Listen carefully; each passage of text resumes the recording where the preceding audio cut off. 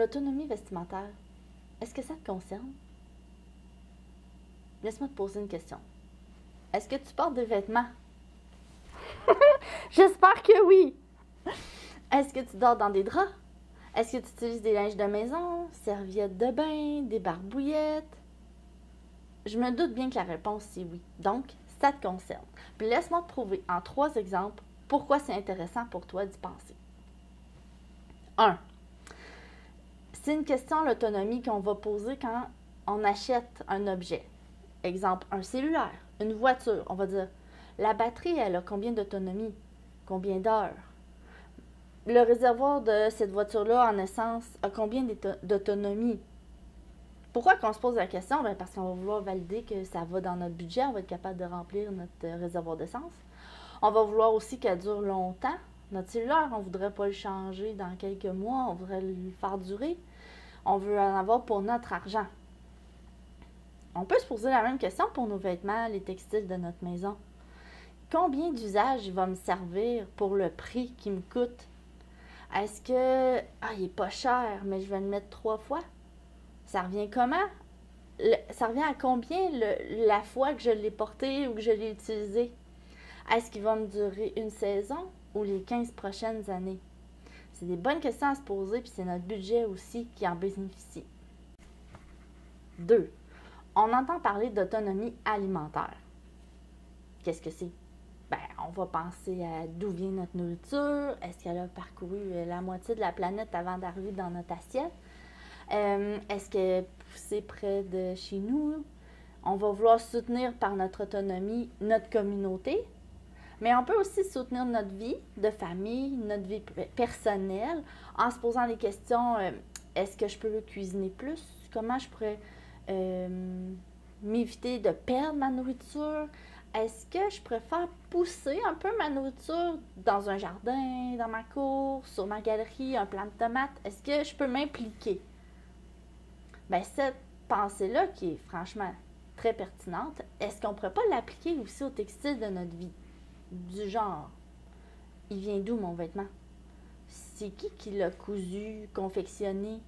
Parce que même s'il vient du Bangladesh, il y a quand même quelqu'un quelque part qui a fait avec ses 10 doigts le vêtement qu'on porte. Est-ce qu'il y aurait moyen que je trouve ça plus localement? Est-ce que je pourrais soutenir ma communauté par un travail qui est déjà fait autour de moi? C'est des bonnes questions à se poser, je pense. 3e, on va dire que nos enfants sont autonomes quand ils sont capables de faire des choses par eux-mêmes. Souvent même, on va dire les synonymes indépendant, la liberté. Puis pourquoi on peut dire ça? Bien parce qu'il y a de la connaissance, il y a de l'information que la personne a acquise qui est capable d'appliquer dans sa vie. On va dire, elle est capable de se cuisiner un repas, de faire son lavage, d'aller faire ses courses, de conduire une voiture. Puis pourquoi elle est capable? Bien parce qu'elle a appris. On pourrait aussi penser à mettre ça dans le textile en se posant des questions, en voulant apprendre en quoi qui est fait mon chandail, en quoi qui est fait mon manteau. Est-ce que c'est la bonne fibre? Est-ce que c'est le bon tissu pour mes besoins, l'activité que je vais faire? Après ça, quand on comprend de quoi est fait le tissu, on est capable de mieux le laver. Si on le lave bien, il se brise moins. Si quand il se brise, on est capable de le réparer parce qu'on le comprend. Puis là, si on le comprend, mais on sait ce qu'on a besoin. Donc, quand il brise, on fait un achat judicieux. On ne dépense pas nos sous pour rien, on économise au final. Puis peut-être même qu'on peut avoir envie d'un peu participer dans le processus, puis se mettre à faire quelques vêtements, essayer. C'est pas fou parce qu'en plus, on a quelque chose à notre goût, la couleur qu'on aime, qui nous va à notre format qu'on a, plutôt qu'essayer de rentrer dans le vêtement. Le vêtement est fait pour nous, il répond à nos besoins. Ça a vraiment des avantages non négligeables. Je ne sais pas si je t'ai convaincue. Parce que là, peut-être tu te dis, ouais, mais là, Virginie, c'est facile pour toi. Toi, t'aimes ça, coudre, puis tricoter, puis tisser.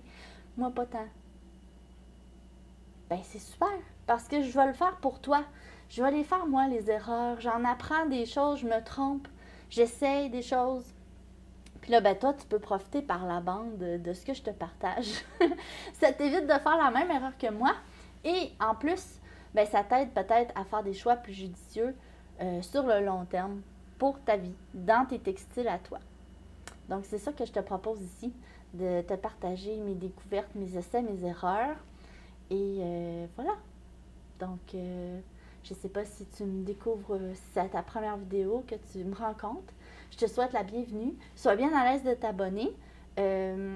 Et au plaisir de se voir dans une prochaine vidéo. L'autonomie vestimentaire. Est-ce que ça te...